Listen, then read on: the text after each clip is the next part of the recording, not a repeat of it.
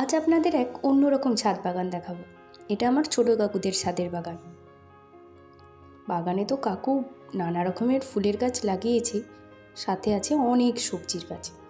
প্রথমেই দেখাই এই হাজারি গোলাপটাকে। কদিন আগে লাগিয়েছিল, আজকে দেখি অনেক ফুল ফুটে গেছে।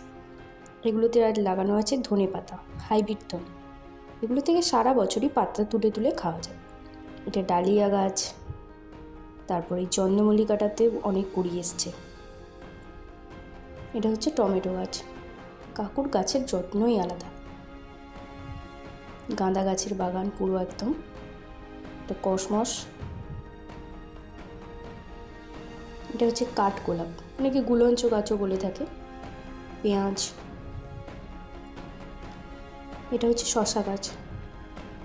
শশা গাছটাতেও প্রচুর শশা ধরেছে, একদম গাছের গোড়ার থেকে দেখুন কত সুন্দর শশাগুলো ধরেছে।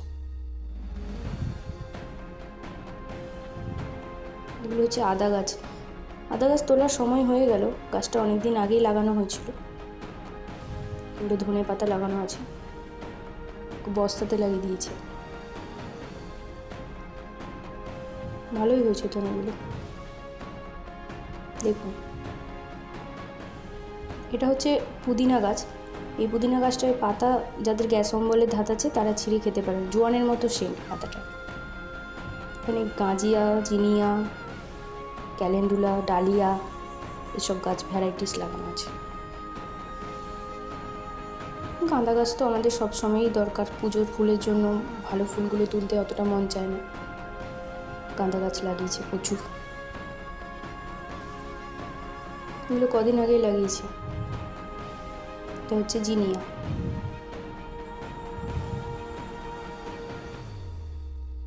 গোলাপ।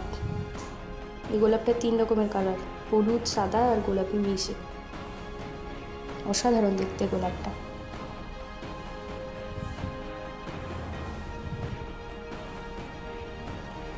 এটা হচ্ছে লাল জবার গাছ। জবা ফুলটা তুলে আজকে পুজো করেছে। এই হলো ওভারঅল ছাদ বাগানের চিত্র।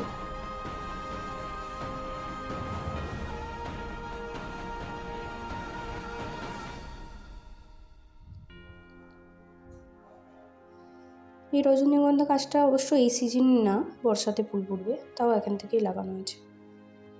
এই হলো আমাদের ওভারঅল ছাদ বাগানের চিত্র। যদি ছাদ বাগানের ভিডিও আপনাদের ভালো লাগে তাহলে অবশ্যই একটা লাইক করবেন।